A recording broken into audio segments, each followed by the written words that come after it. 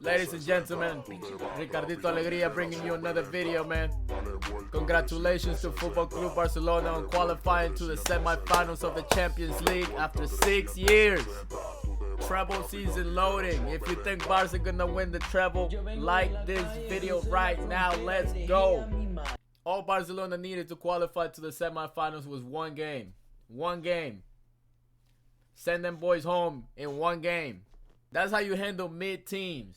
Some clubs need to, take notes. Barcelona still undefeated in 2025. 19 wins, 4 draws. That's 23 games. This is the best start to a calendar year for Football Club Barcelona. Not even Messi, Neymar, and Suarez. Not even any team in Barcelona history has ever been able to do this. We need to start a conversation. Is this the greatest Barcelona club of all times? But we haven't won shit yet, so we can. So we gotta come back to that at the end of the season. Not even Messi, Neymar, and Suarez could do this, man. The best attacking front three in Europe is at Football Club Barcelona. Lamine Yamal, Rafinha, Lewandowski.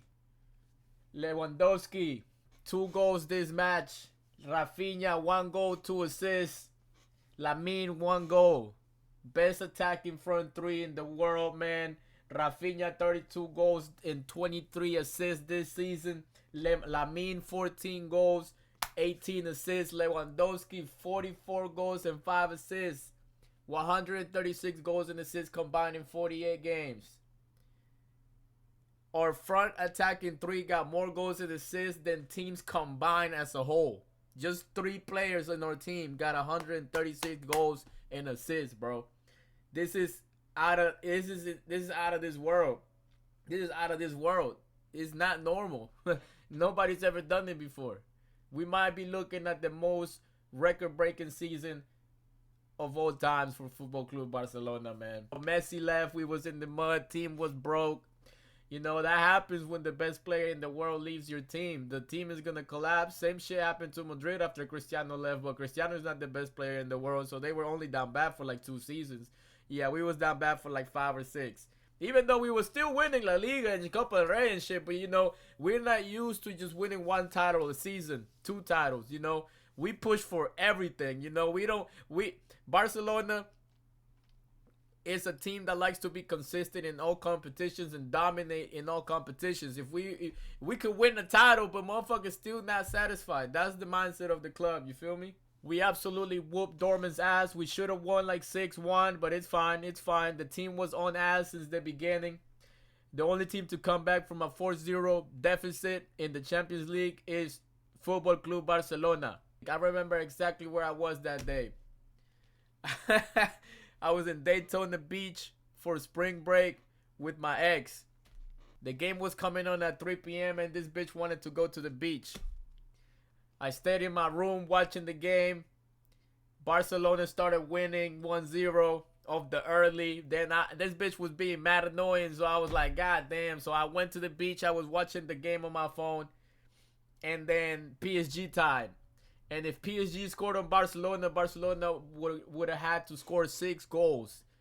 And after that, I was like, man, fuck this shit. I was mad as fuck. I put my phone down. I stopped watching it. I will never forgive myself for that. And then, I was chilling at the beach. And then I don't know why I checked my phone. And it said 5-1. And I'm like, holy shit. On everything I love, I didn't even tell that bitch that I was leaving. I told her, I just left. I just left her there. I think she was in the water. I looked, it was 5-1, like 10 minutes to go. I sprinted to the hotel room to put in the TV. I get back to my hotel room right before Neymar crossed the ball to Sergio Roberto. And Sergio Roberto sealed the craziest comeback in Champions League history ever. I never had so much fun watching Barcelona before. I don't know if that's crazy to say. I think it's because Barcelona was just recently in the fucking mud and they lost all sense of like the aspect of the Barcelona game. The team didn't seem the same. We got used from del tiki-taka. Xavi was fucking doing terrorism with his tactics last season. I think it's just because the way that Barcelona is playing, it's amazing. It's the best football I have seen in the last 10 years from Barca. I think it's because of that. Like, we was down bad. That's why it feels so fucking great. Like, watching this team dominate the way that they dominating in one season. Like, they flipped the switch like this, man. It's been a great week, man. Madrid got humiliated. Barca treble loading. Rafinha Ballon d'Or loading. Vinicius to Saudi Arabia. Messi won last night. Hey, man, it's been a great season, man. Even Ansu Fati played. We are lucky to be witnessing this Barcelona team, man. Even if you're not a Barca fan, hey, my Madrid fans, y'all should watch some flicky flacca, man. Some flick ball, man.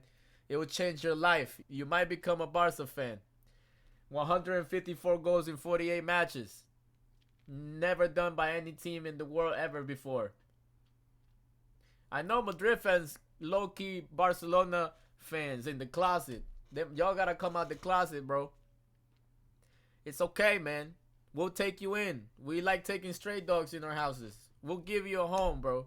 It's okay, man. They said Real Madrid would give away their 3 back-to-back Champions League for their team to play like Barcelona one game. Just one game. It's okay, man. It's okay, man. I get it. We get it, man. We get it. Starting with the lineups, man. Hansi Flick started Fermin Lopez at cam because no Dani Olmo right now. He's injured, but he's supposed to come back for next week. He got a minor injury. I think Fermin's been on fire in that position. He's more attacking than Gavi. He got the most through passes in the Champions League this season. I saw that stat. That was a crazy ass stat earlier. Gavi's been playing in that role, but I think that Fermin plays way better there. He got more of an attacking mindset, and he also attacks better. He can shoot from outside the box. You know, he can send passes through. He can open up the field. He can do all of that. Gavi's more defensive. I think Flick was playing Gavi there because he likes Gavi like as a person. Like, he loves Gavi. Kid is, you know, like he's like his son, his little son. But yeah, sometimes you gotta put your son on the bench. I think Fermin should keep starting for us. He's been playing great. He had an assist this game. Barca was on ass since the first minute. Them boys was on a mission. It was something different about this Barca game today than the last game against Betis. Like I said in my last video, that Betis game might have been one of the worst games I've seen Barca play this season. I don't know what it was. I really don't know. Them boys didn't come out that game. But this game, bro, since the start, they were on ass. Like, you could tell the energy. They were attacking. They were defending. They were creating chance after chance. They weren't letting Dortmund breathe. It didn't take too long for Barcelona to score. Rafinha's back to his Ballon d'Or form. Header from Kubarsi. The ball was already going in, and Rafinha fucking scammed out a goal out of that play. I couldn't believe I was like, damn, this motherfucker really want to win that Ballon d'Or. I was like, but I mean, I would do the same shit though. Rafinha is competing for the top goal scorer in the Champions League. He's about to break hella records in the Champions League. So, you know, I would do the same. Kubarsi just has to understand. You feel me? He said that he apologized after the game to Kubarsi for taking that goal away from him. That's good PR. That's good PR for the Ballon d'Or campaign. But you know what's crazy though? There's a video of Rafinha telling Kubarsi that he touched the ball with, like, when it was going in, so it was Rafinha's goal. And Kubarsi, all he did was laugh. Like, you could tell that he didn't care. Like, he was like, it's okay, bro. And they like hugged it out. In other teams, that would have been a scene. I've seen players in Madrid before, bro. Cristiano Ronaldo, bro. Y'all, that motherfucker used to cry if you stole a goal from him, or that shit would be hilarious. And it's always, I don't know why Madrid players are always like that. It's never changing. I don't know what's up with that club, bro. But you know, in this club, you know, we're a family. This team is a family, man. Rafinha, 50 goals and assists for Barcelona this season. 12 goals in 11 Champions League matches. He's 2 goals away from equaling Messi's best Champions League goal scoring season. He scored 14 goals in the Champions League. Messi did 3 times. That's the most a Barcelona player has ever scored. Rafinha is 2 goals away from equaling that. Messi, the most goals and assists he ever had in a Champions League season was 19. Rafinha got 19 at this point right now. Rafinha is 2 goals and assists away from equaling Cristiano Ronaldo's best goals and assists season. It's 21. I think that's the best season for any player ever in the Champions League. Rafinha is in the horizon for breaking some insane records right now, bro. This motherfucker, I thought he had a mid-game this game. I didn't think he played that well. And he still scammed 2 assists and 1 goal, bro.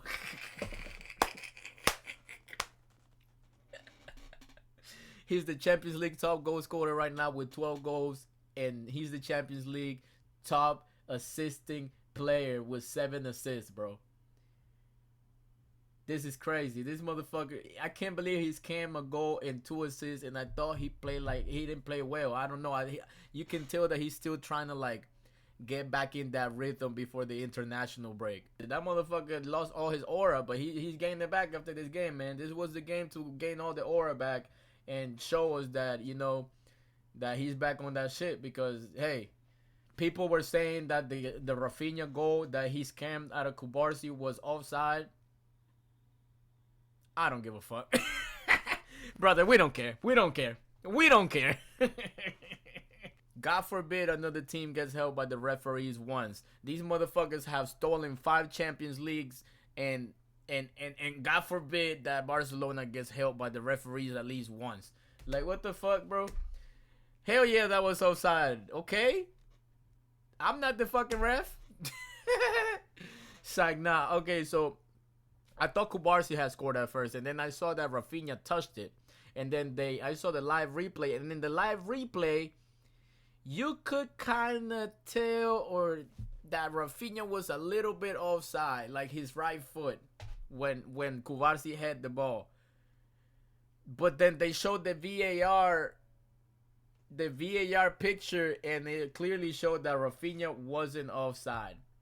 And then I was watching a replay of that goal, and I actually like stopped it on my phone, and I actually do not think it was offside because I seen it on my phone, and I stopped it right when Kubarsi had the ball, and a Dortmund's player hand was what had Rafinha onside.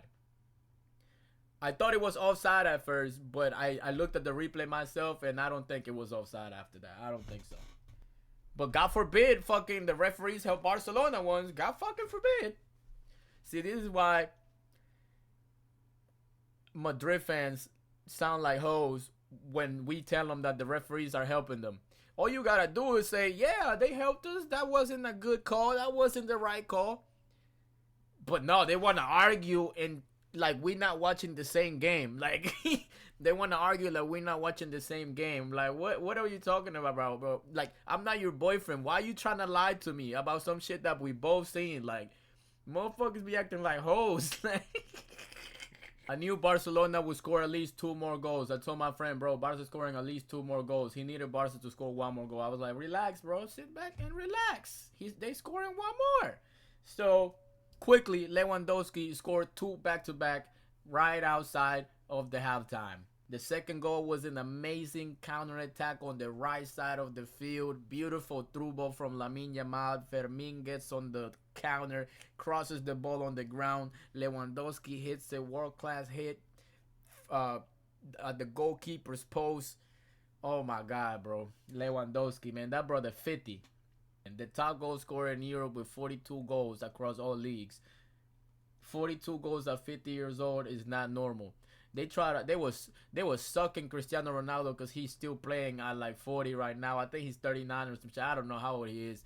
But they was like, oh my God, he's so old. He's still playing. He's still playing for his country. That motherfucker hasn't even won a title in Saudi Arabia. He's out there just bullshitting. He needs to hang that shit up, bro. He needs to go home to his family, man. His family miss him. He's like Tom Brady. These motherfuckers hate their family. The best striker of all times, man, undeniably is Lewandowski, bro. Bro, not gonna lie, I used to love Luis Suarez, but I hated the way that he played. The way that he ran was so fucking stupid. Like, he ran like somebody drunk uncle at the fucking Sunday League. That shit will piss me the fuck off seeing him run. Lewandowski joined Barcelona when we was in the fucking mud, bro. I think it was the one season, the one before the last one.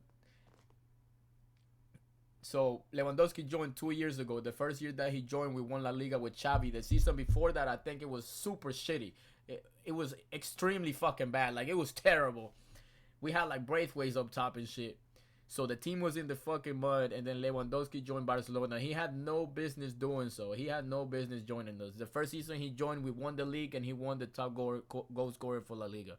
He whooped Benzema ass, then he whooped Vinicius ass last year, and now he's whooping Mbappe's ass in the goal scoring, race. So yeah, man. 99 goals for Barcelona so far for Lewandowski. He's 1 goal away from 100. I suggest if he starts the next match, put him to score because he needs one more goal to get 100 goals.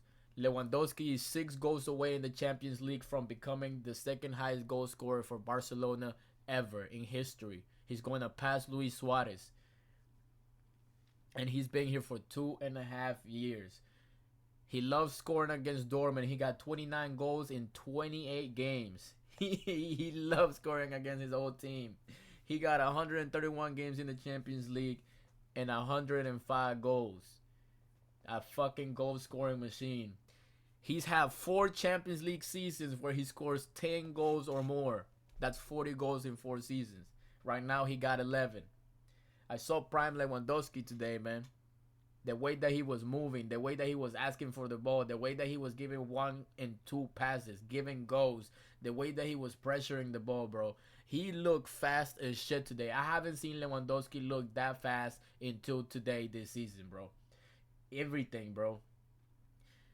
I think Ferran Torres has really done him well, like, being the player that's gonna step up if he doesn't do shit, because Ferran Torres has already started for Lewandowski, and you don't think that gets to his head like, damn, this motherfucker about to take my place. I gotta tighten up. I gotta be the best self that I can be. And we are truly watching Lewandowski on his prime at 45 years old. I don't know why Barcelona have a love-hate relationship with Lewandowski, because sometimes I be like, man, fuck this dude. Like, what the fuck is he doing? But then out of nowhere, this motherfucker can fucking scam a goal out of nowhere, bro. I think it's because most of the time, bro, like, most of the time he looked like he's playing in a fucking charity match. Like, bro, what the fuck are you doing, bro? Like, looking like my uncle out there, bro. But I think having competition, like waiting to come in for him, has really done him well. I think back in the days, like the past seasons, he didn't have nobody that could take his place, so he was comfortable. And now Ferran Torres, that motherfucker got more goals than Vinicius Jr. this season and in 2025. So that brother is ready to go. And that's the thing about this Barcelona. The next player is willing to step up if the first player is slacking. That's why everybody's on their motherfucking feet. Barcelona was winning 4-0, and they had the cameras, like, when they were celebrating, they were like, let's go, let's score more, let's score more. Like, these motherfuckers like crack addicts for more goals, bro. That shit like crack to them. And then Lamine Yamal seals the deal. Lamine Yamal sold the deal. He seals the deal for Dortmund yesterday. He sent them boys packing home with 0 chance of fucking coming back. 1% chance. But only Barca can do that. First player in history, Lamine Yamal, to score in multiple Champions League knockout games before turning 18. This is a record-breaking team. We're breaking records every single game. If it's not one player, it's the other. If it's not one player, it's the whole team as a whole. This season has just been we've spanking them records. We're spanking all the records, man. Swear to God. Lamine Yamal is 2 goals and assists away from Vinicius Jr. from his Ballon d'Or season. And he missed games in November and December because he had a minor injury. He's 17. Yeah, I think we all know that by now. He was cooking all game, bro. Breaking ankles left and right. Barcelona's counterattacks this season are fucking lethal.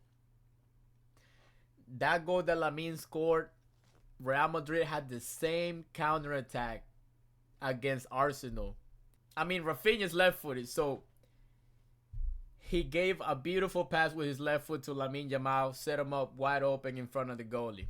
What did Vinicius do? Vinicius tried to outside the foot pass it to Mbappe. He tried to do some bullshit like, bro, he think he really him.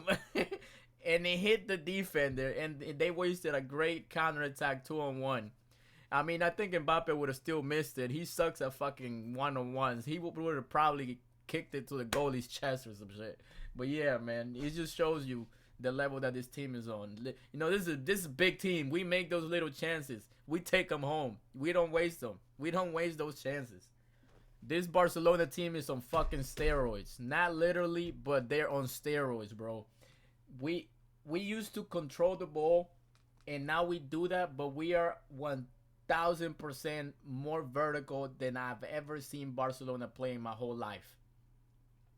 This Barca team can create plays out of nothing. Intercepting the ball in the opponent half, like when they're trying to come out, like passing it around, like in their own box. The pressure is so high that we take the ball from there and then we score right there. This Barcelona team uses build-up plays to score. Counterattacks, switching the field, crosses, free kicks, corners, outside shots, inside shots, tap-ins, headers. Barca can kill you in any way possible. And they can create new ways to fucking kill you that you don't even think of or have ever imagined, bro. I remember Barca used to barely shoot outside the box. Like the past Barca from the recent years, they used to rarely shoot, and they had good players that could shoot, but they used to barely let it fly from outside the box, bro. Now motherfuckers letting that bitch fly. Bro, what? Barca used to fucking stink at counterattacks. Even with Messi and Suarez, I've never seen Barca do counterattacks the way that they're fucking doing them this season, bro. The most insane counterattacks in Barcelona history. I'm telling you, on steroids. Barca was never this good with crosses or corners. And they scoring on you in crosses and corners this season too, bro. Hansi Flick is a fucking magician, man. I don't know what he told these kids, but he's a fucking magician, bro. Give him the Ballon d'Or. Fuck the bullshit. First coach to ever win the Ballon d'Or. Fuck it, bro. That's him on the pitch. He must be playing them Hitler speeches at practice or something. Them boys, them Barca kids, they look like if they miss a pass, they go to hell. I'm gonna show my son this Barcelona season when he asks me why I named him Hansi Flick. I'm gonna show him on the tablet with tears in my eyes. I hope he understands. Here, son, this is why I named you Hansi Flick. Look at this. Look at these tactics, son. Be like, thank you, Dad. Shout out to Ansu Fati, man. Our number 10 is back. He had a better performance in 4 minutes than Vinicius Jr. did against Arsenal in 90. And I'm dead ass. I'm not trolling. Ansu Fati had a 6 rating. Vinicius had a 5.9. I think because Ansu Fati did one successful dribble, and Vinicius didn't do a single dribble the whole fucking game. Frankie de Jong back to his prime, bro. I love to see it, man. God damn, this is the fucking player that we signed from Ajax, bro. Holy shit, dog. Like, we was good at the beginning when he came back after the injury. He wasn't playing that well. But he's on that now. He is on. Holy shit, that boy. He defends now. He's seen me talking shit. I was like, this motherfucker liability defensive. That motherfucker the best defensive midfielder I've ever seen. Barcelona is the best team in the world. And if you refuse to say that right now, you probably have chlamydia. I don't know, man. Something wrong with you. Something gotta be wrong with you, man. Who would have thought 5 years ago that 12-year-old Lamine Yamal and Rafinha battling relegation with Leeds in the Premier League would be front runners for the Ballon d'Or this season in front of Mbappe? At that time, Mbappe was the sensation, the one to dethrone Messi, the one to win all the trophies. Cap. It was them trannies he been fucking with, man. That's devil work. That's the devil. Career went downhill. He got a curse. He's never winning the Champions League. I'm telling you that. Once again, Barcelona got a Brazilian and a La Masia player cooking and taking the team to victory. At first it was Neymar and Messi. Now it's Rafinha and Lamine Yamal, man. History repeats itself, bro. Rafinha got 12 goals in the Champions League and Lewandowski got 11. The last time Barcelona had two players in double digits in the same Champions League season, we won the treble. History repeats itself. I'm going to just let you know that. Dortmund was very lucky that they didn't put Ferran in. They let my number 10 Ansu Fati have some garbage minutes. If they would have put Ferran Torres in, this game would have ended 5-0. You know that boy be eager to stat pad. That boy be hungry for the stat padding.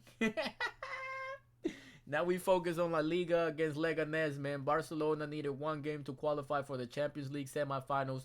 I'm pretty sure it's going to be against Inter. That's going to be the hardest match of the season so far. I think the semifinal will be harder than the final. Now we focus on Leganés. I think we should put out the starting 11 against Leganés so we continue to keep the difference at the top.